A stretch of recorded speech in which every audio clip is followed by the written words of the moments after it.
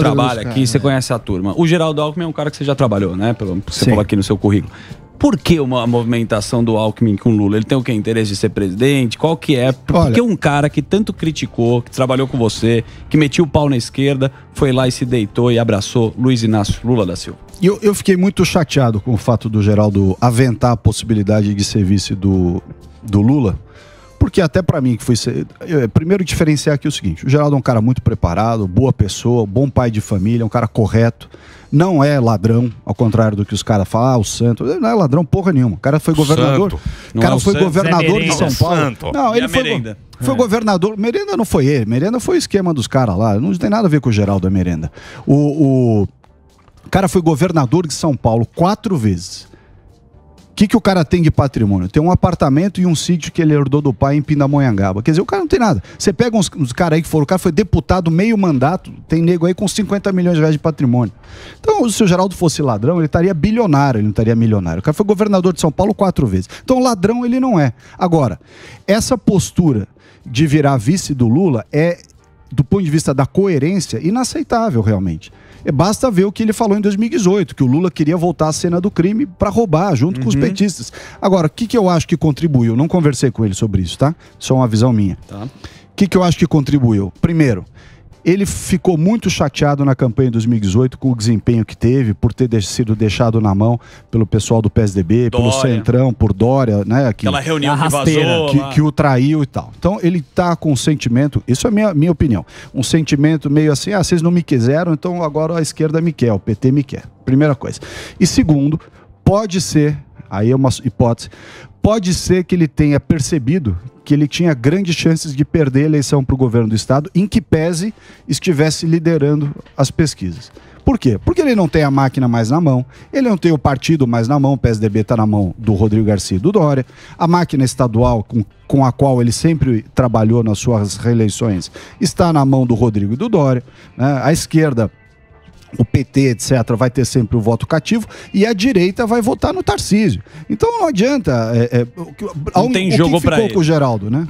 Então, mas aí você vê, né, o Salles, decepciona o povo. Exato.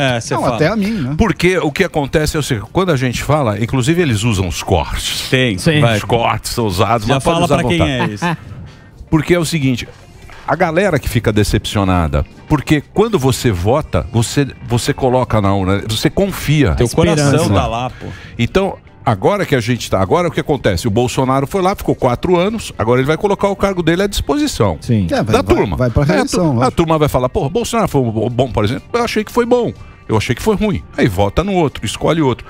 Mas quando a gente vê essa movimentação... Não tem partido, não quando tem a gente vê essa movimentação, a gente pensa o seguite... Fala, ninguém tá preocupado com a gente, com o Brasil, com o brasileiro, com o comércio, com o pequeno comércio, com saneamento básico.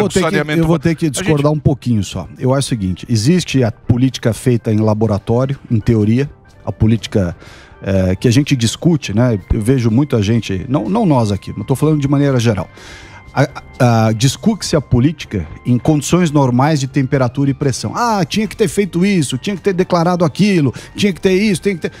Isso, em teoria, é lindo. Na prática, quando você está lá dentro, e eu estou falando agora me referindo ao presidente Bolsonaro, mas poderia me referir a outros políticos. Quando você está lá dentro, você tem que jogar, tem que fazer o jogo dentro das balizas que a situação real te colocam. Então a gente fala assim, o Bolsonaro não fez as privatizações que ia fazer. Porra, o Rodrigo Maia boicotou o governo 2 anos. E a Faria Lima batendo palma pro Rodrigo Maia aqui. E o Rodrigo Maia não colocou em votação um assunto relevante, deixou caducar todas as medidas provisórias relevantes que o governo mandou. Né? O Supremo Tribunal Federal revisa tudo que o governo faz. Tudo! Onde já se viu o Supremo Tribunal Federal fala desde fogos de artifício que assusta o cachorro, até, quer dizer, um negócio inacreditável, licença maternidade para pai solteiro, quer dizer, um negócio enlouquecedor. Então o que aconteceu? Uma coisa é você dizer assim, gostaria de fazer isso, isso e isso, tem um plano para fazer isso e isso. Quando você se depara com a realidade, uma coisa importante que todo mundo critica, aí o pessoal vive falando, o pessoal que é crítico ao governo, o Bolsonaro abriu as pernas para o Centrão no governo. Espera um pouquinho. No começo de 2019, quando nós assumimos, eu era ministro, junto com o presidente e tal, a crítica era: Bolsonaro é muito intransigente, não conversa com a classe política, está criando uma instabilidade no país. Aí quando o Bolsonaro começa a se articular com o Centrão para poder colocar as reformas que o Brasil precisa para frente, essa mesma pessoa que estava criticando que ele era intransigente, sem jogo, sem cintura, fala assim: não, o Bolsonaro abriu as pernas para o Centrão, agora descambou. Descambou o quê? Mas é o timing. Não, mas pera lá. Aí que tá.